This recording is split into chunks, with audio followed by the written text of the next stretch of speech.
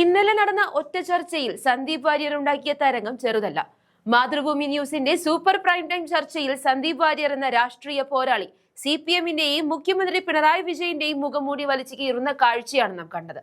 ശബരിമലയിലെ സ്വർണ്ണക്കൊള്ളക്കാരെ സംരക്ഷിക്കുന്നവർക്ക് ഇനി രക്ഷയില്ലെന്ന് സന്ദീപ് ആഞ്ഞടിക്കുമ്പോൾ മറുപടിയില്ലാതെ പതറുന്ന CPM നേതാക്കളെയാണ് കേരളം കണ്ടത്. ഇത് വെറുമൊരു രാഷ്ട്രീയ ചർച്ചയല്ല, മറിച്ച് അഴിമതിയുടെയും കൊള്ളയുടെയും കോട്ടകൾ തകർക്കാൻ കോൺഗ്രസ് തയ്യാറാക്കിയ പുതിയ പോരാട്ട മുഖമാണ്. സ്വർണ്ണക്കൊള്ള കേസിൽ ഉണ്ണികൃഷ്ണൻ പോറ്റിയുമായി മുഖ്യമന്ത്രിക്ക് എന്ത് ബന്ധമാണുള്ളതെന്ന് സന്ദീപ് വാര്യർ ചോദിക്കുമ്പോൾ മുഖ്യമന്ത്രിയുടെ പാളയം അക്ഷരാർത്ഥത്തിൽ മിണ്ടാട്ടമില്ലാതായിരിക്കുകയാണ്. സ്വന്തം വീഴ്ചകൾ മറയ്ക്കാൻ സോണിയാഗാന്ധിയുടെ പേര് വലിച്ചിഴയ്ക്കുന്ന മുഖ്യമന്ത്രിയുടെ തന്ത്രം സന്ദീപ് പച്ചയ്ക്ക് പൊളിച്ചു. ഭരിക്കുന്നത് നിങ്ങൾ, കൊള്ള നടത്തുന്നത് നിങ്ങളുടെ ആളുകൾ, എന്നിട്ട് കുറ്റം സോണിയാഗാന്ധിക്കോ എന്ന സന്ദീപിന്റെ ചോദ്യത്തിന് മുന്നിൽ CPM നേതാക്കൾക്ക് ഒന്നും പറയാനുണ്ടായിരുന്നില്ല. ചുരുക്കം പറഞ്ഞാൽ പാനലിസ്റ്റുകളെ മുഴുവൻ വെല്ലുവിളിച്ചുകൊണ്ട് സത്യം തുറന്നു പറയാൻ തനിക്ക് ആരുടെയും അനുവാദം വേണ്ടെന്ന് സന്ദീപ് പ്രഖ്യാപിക്കുമ്പോൾ അത് കേരളത്തിലെ ഓരോ കോൺഗ്രസ് പ്രവർത്തകന്റെയും വീര്യമായി മാറി. ന്യൂനപക്ഷങ്ങളെയും ഭൂരിപക്ഷങ്ങളെയും ഒരുപോലെ വഞ്ചിക്കുന്ന CPM രാഷ്ട്രീയത്തിന് സന്ദീപ് വാര്യർ ഇന്ന് മരണമണിയായി മാറിയിരിക്കുന്നു. ആ വീഡിയോ കാണാം. എന്തായാലും ശബരിമലയിൽ നടന്നിട്ടുള്ള സ്വർണ്ണപ്പാളി മോഷണം AI ആണെന്ന് CPM ഒരു ഡിഫൻസ് എടുക്കില്ല എന്നാണ് ഞാൻ പ്രതീക്ഷിക്കുന്നത്. ശബരിമലയിൽ നടന്ന സ്വർണ്ണപ്പാളി മോഷണവും അവിടുന്ന് ദ്വാരപാല വിഗ്രഹത്തിൽ നിന്നും എന്തിനേറെ 18-ാം പടിയിൽ നിന്നടക്കം സ്വർണം മോഷണം പോയി എന്നുള്ളതും പഞ്ചലോഹ വിഗ്രഹങ്ങളടക്കം അവിടുന്ന് മോഷ്ടിച്ചു കൊണ്ടുപോയി എന്നുള്ളതും അതിലെല്ലാം AI നിർമ്മിതമായിട്ടുള്ള ആരോപണങ്ങളാണെന്ന് എന്തായാലും ഗോവിന്ദൻ മാഷും CPM-ഉം ഒരു ഡിഫൻസ് എടുക്കില്ല എന്നാണ് ഞാൻ പ്രതീക്ഷിക്കുന്നത്. ഇവിടെ CPM ഏതെങ്കിലും തരത്തിൽ ഒരു എസ്കേപ്പ് റൂട്ട് തേടുകയാണ്. ഈ ഉയർന്നു വന്നിട്ടുള്ള വലിയ പ്രശ്നം സംസ്ഥാന വ്യാപകമായി ഇടതുപക്ഷ സർക്കാരിനെതിരെയുള്ള വലിയ ജനവികാരം ഉയർത്തിവിട്ടപ്പോൾ തദ്ദേശ സ്വയംഭരണ തെരഞ്ഞെടുപ്പിൽ അവർക്ക് വലിയ കനത്ത പരാജയം ഏറ്റുവാങ്ങേണ്ടി വന്നു.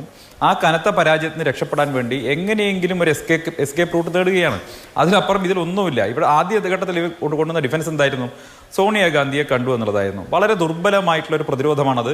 2014 മുൻപ് സോണിയാഗാന്ധിയെ കണ്ട ഒരു ചിത്രം പങ്കുവെച്ചുകൊണ്ട് അന്നൊന്നും ഈ സ്വർണ്ണപ്പാളി മോഷണം എന്നൊരു സംഭവമേ രംഗത്തില്ല, അന്ന് ഇത്തരമൊരു വിവാദമില്ല. ആ സാഹചര്യത്തിൽ കണ്ടൊരു ചിത്രം പങ്കുവെച്ചുകൊണ്ട് ഈ 2018-19 ശേഷം നടന്നിട്ടുള്ള സ്വർണ്ണപ്പാളി മോഷണത്തിന്റെ ഉത്തരവാദിത്തം കോൺഗ്രസിന്റെ തലയിലേക്ക് കെട്ടിവെക്കാനുള്ള ഒരു വൃഥാശ്രമം നടത്തി. ദുർബലമായിട്ടുള്ളൊരു പ്രതിരോധം. ആ പ്രതിരോധമൊന്നും കേരളത്തിലെ ജനങ്ങൾ വിലക്കെടുക്കാൻ പോകുന്നില്ല, മുഖവിലക്കെടുക്കാൻ പോകുന്നില്ല. ഇന്നത്തെ കാലത്ത് ഒറിജിനൽ ചിത്രമാണോ AI ചിത്രമാണോ എന്നൊക്കെ സാങ്കേതിക വിദഗ്ധർ പരിശോധിക്കേണ്ട കാര്യമാണ്. ഞാൻ ആ ചിത്രം കണ്ടിട്ടില്ല.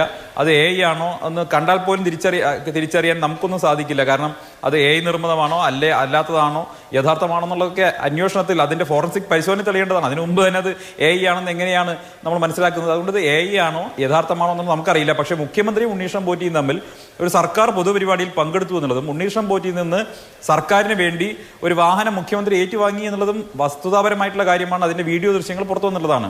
ആ ചടങ്ങിൽ വെച്ച് മുഖ്യമന്ത്രിയുമായി വളരെ അടുത്ത് പെരുമാറുകയും മുഖ്യമന്ത്രിയുടെ സെക്രട്ടറി ശശിയുമായിട്ട് ഷെയ്ക്ക് ഹാൻഡ് ചെയ്യുകയും ചെയ്യുന്ന വീഡിയോ ദൃശ്യങ്ങളൊക്കെ പുറത്തു വന്നിട്ടുണ്ട്.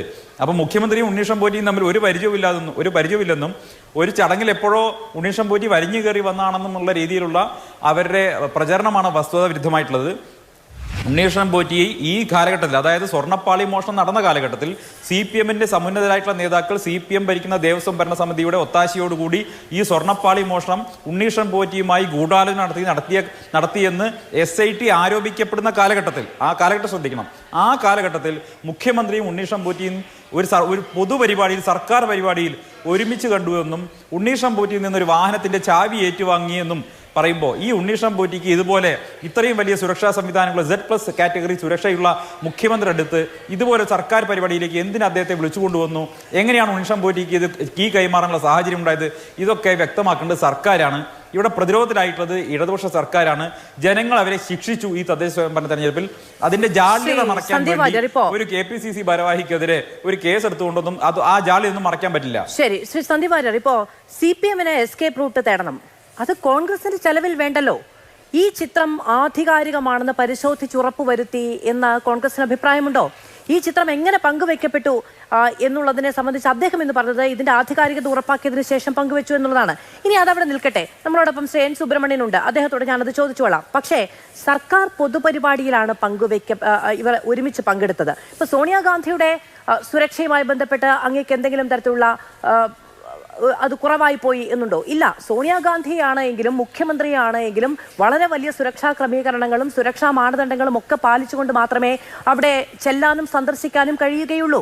ഇനി 2019 ശേഷമാണ് ഈ അവിടെ സ്വർണ്ണക്കൊള്ള നടത്തിയത് എന്ന് പറയുന്നത് അടിസ്ഥാനരഹിതമാണ്. കാരണം 2009 അവിടെ ഉപദേവതാ സ്ഥാനങ്ങളിൽ തങ്ങൾ സ്വർണം പൂശി എന്ന അവകാശവാദം ഉന്നയിച്ചുകൊണ്ട് 2011 ഇതേ സ്മാർട്ട് ക്രിയേഷൻസ് പങ്കുവെച്ച ഫേസ്ബുക്ക് പോസ്റ്റ് അടക്കം മാതൃഭൂമി ന്യൂസ് ബ്രേക്ക് ചെയ്തിട്ടുണ്ട്. അതായത് 2009 മുതൽ. അപ്പോൾ ആ കാലഘട്ടത്തിന്റെ പ്രശ്നം മാറിയല്ലോ അല്ലെ. 2009 മുതൽ ഈ വലിയ ഗ്യാങ് അവിടെ ഉണ്ട്.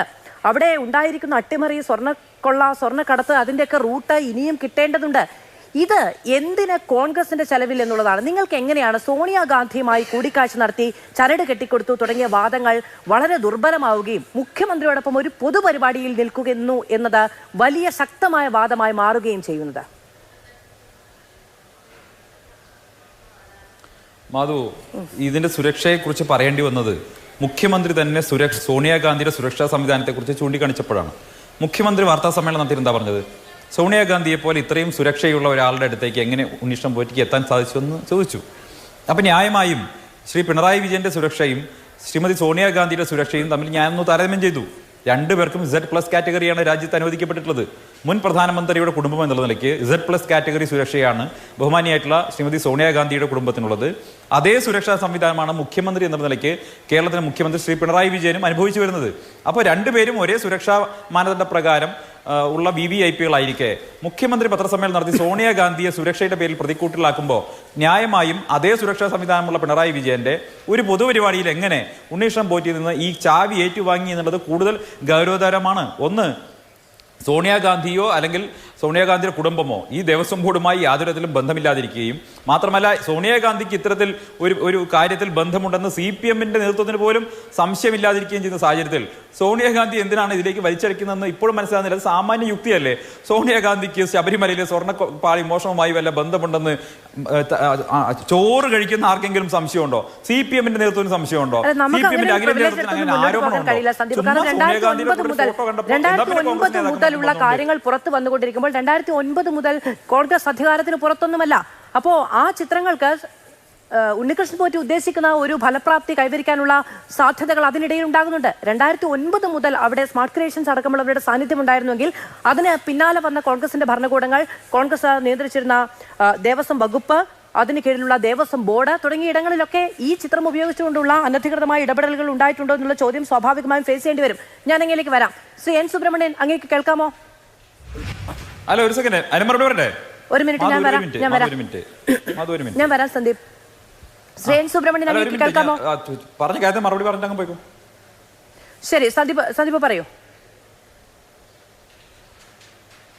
മധു, 2009 മുതൽക്കതല്ലെന്ന് ഈ പറയുന്ന സ്ഥാപനം വിവിധ ക്ഷേത്രങ്ങളിൽ പല കാലഘട്ടങ്ങളിൽ സ്വർണം പൂശുന്ന അടക്കമുള്ള പ്രവൃത്തികൾ ചെയ്തിട്ടുണ്ടാവാം എന്ന് കരുതി അവിടെയെല്ലാം ഉണ്ണികൃഷ്ണൻ പോറ്റി എടുത്ത് സ്വർണം കൊടുത്തു എന്ന് ആർക്കെങ്കിലും ആരോപണമുണ്ടോ?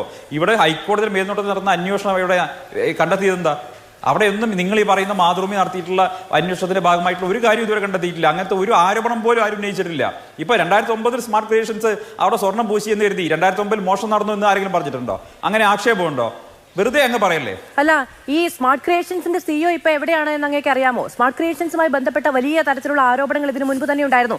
SIT അതിലൊക്കെ അന്വേഷണം പോകുന്നില്ല എന്ന ഇടക്കാലത്ത് ഒരു കോടതി പരാമർശമുണ്ടായപ്പോൾ കോൺഗ്രസ് അതിനെ പിന്തുണച്ചില്ലേ? SIT പോകുന്ന വഴി മാത്രമാണ് അന്വേഷണം എന്ന നിലപാട് കോൺഗ്രസിന് എപ്പോഴാണ് ഉണ്ടായത്? SIT ഇവിടെ സർക്കാരിന്റെ പേച്ചക്കിലുള്ള ഉദ്യോഗസ്ഥരാൽ നിയന്ത്രിക്കപ്പെടുന്ന ഒന്നാണ്. അതിൽ ഞങ്ങൾക്ക് പരിമിതികളുണ്ട് എന്ന് വിചാരിക്കുന്നു. കൂടുതൽ വലിയ ഏജൻസിയുടെ അന്വേഷണം വേണമെന്ന നിലപാടായിരുന്നില്ലേ ഇത്രയും കാലം? SIT കണ്ടെത്തിയിട്ടില്ല എന്നുള്ളത് കൊണ്ട് മാത്രം ആ കാര്യത്തിലേക്ക് അന്വേഷണം പോകണ്ട എന്ന് ഇപ്പൊ പറയുന്നത് എന്തൊരു നയവ്യതിയാനമാണ്? അന്വേഷണം പോകണ്ടെന്ന് ആര് പറഞ്ഞു? അന്വേഷണം പോകണ്ടെന്ന് ആരെങ്കിലും പറഞ്ഞു? അങ്ങനെ ആരോപണം ഇല്ലെന്നാണ് പറഞ്ഞത്. ഇല്ലാത്ത ആരോപണം മാതൃഭൂമി ഉന്നയിക്കേണ്ടെന്ന് ഞാൻ പറഞ്ഞിട്ടുള്ളൂ. അങ്ങനെ ആരോപണം CPMന് പോലും ഇല്ല, മുഖ്യമന്ത്രിക്കില്ല, ദേവസ്വത്തിനില്ല, മാതൃഭൂമിക്ക് മാധുവിനുണ്ട്. അല്ല, CPMനും മുഖ്യമന്ത്രിക്കും അങ്ങനെ ഒരു ആരോപണം ഇല്ല എങ്കിൽ മാധ്യമ സ്ഥാപനങ്ങൾക്ക് അത്തരം ആരോപണം ഉന്നയിച്ചുകൂടെ? മാത്രമല്ല, അത് ആരോപണമല്ല. 98 UB ഗ്രൂപ്പ് അവിടെ സ്വർണം പതിപ്പിച്ച ഇടങ്ങളിൽ 5 കലശക്കുടങ്ങൾ അടക്കമുണ്ട്. അത് ഉപദേവതാ സ്ഥാനങ്ങളായ അവിടുത്തെ ഗണപതി കോവിലും നാഗർനടയിലുമുള്ള കലശങ്ങളടക്കമാണ്. 5 കലശങ്ങളുണ്ട്. അതിൽ 2 എണ്ണം അടക്കമുള്ള മേൽക്കൂര തങ്ങൾ സ്വർണം പൂശിയതായി അവകാശപ്പെട്ടു. അത് വിഷയമാണ്. 2011 അത് സ്വർണം പൂശിയിട്ടുണ്ട് എന്ന് സ്മാർട്ട് ക്രിയേഷൻസ് അവരുടെ ഫേസ്ബുക്ക് പേജിൽ അവകാശപ്പെട്ടിട്ടുണ്ട്. അതായത് ഇന്നിപ്പോൾ അറസ്റ്റ് ചെയ്ത് അവിടെ ജയിലിൽ കിടക്കുന്ന പങ്കജ് ഭണ്ഡാരിയുടെ സ്മാർട്ട് ക്രിയേഷൻസ് 2009 മുതൽ അവിടെ ഉണ്ടായിരുന്നു. ആ സ്മാർട്ട് ക്രിയേഷൻസ് അടക്കമുള്ള ഒരു വലിയ ഗ്യാങ് ആണ് ഉണ്ണികൃഷ്ണൻ പോറ്റി അടക്കമെന്ന് SIT കണ്ടെത്തിയിട്ടുണ്ട്. അങ്ങ് നേരത്തെ പറഞ്ഞ SIT. ആ 2009 ശേഷമാണ് 2014 സോണിയാഗാന്ധി അടക്കമുള്ളവരുമായി കൂടിക്കാഴ്ച നടത്തിയെന്ന ചിത്രങ്ങൾ പുറത്തു വരുന്നത്. അതിന് ശബരിമല സ്വർണ്ണക്കൊള്ളയുമായി ഒരു ബന്ധവുമില്ല, ഞങ്ങൾ അധികാരത്തിലില്ല എന്നെങ്ങനെ പറയാൻ കഴിയും? ഈ ഇത്രയും വിശദമായി പറയേണ്ട എന്ത് കാര്യമുള്ളത്? 2009 ആ സ്ഥാപനം തുടങ്ങിയതിനു ശേഷം ഈ സംസ്ഥാനത്തെയും രാജ്യത്തെയും പല ക്ഷേത്രങ്ങളിലും അവർ സ്വർണം പൂശിയിട്ടുണ്ടാകും എന്ന് കരുതി ഈ സ്വർണ്ണപ്പാളി മോഷണം പോലെ അന്ന് മോഷണം നടന്നു എന്ന് പറയാൻ എന്ത് തെളിവ് നിങ്ങളുടെ കയ്യിലുള്ളത്? ഈ സംസ്ഥാനത്ത് ഭരിക്കുന്നവർക്കില്ലാത്ത ആക്ഷേപം, ഈ സംസ്ഥാനത്തെ മുഖ്യമന്ത്രിക്കില്ലാത്ത ആക്ഷേപം മാതൃഭൂമിക്കുണ്ട് എന്നാണ് ഇപ്പൊ മാധു പറയുന്നത്.